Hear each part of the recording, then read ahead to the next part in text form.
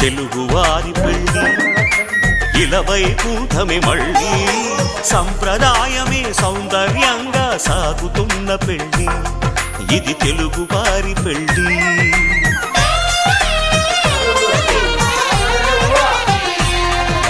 తెలుగువారి పెళ్ళి ఇలవైకుంఠమే మళ్ళీ సంప్రదాయమే సౌందర్యంగా సాగుతున్న పెళ్ళి ఇది తెలుగువారి పెళ్ళి ఒకరికి ఒకరని అనుకుంటే అదే నిశ్చితార్థం ఆ నిర్ణయానికి తలవంచడమే పెళ్ళి అంతరార్థం శతమానం భవతి అంటుంది శ్రావణ మాసం శ్రావణ మాసం శ్రావణ మాసం తెలుగువారి పెళ్ళి ఇలవైకుంఠమే మళ్ళీ సంప్రదాయమే సౌందర్యం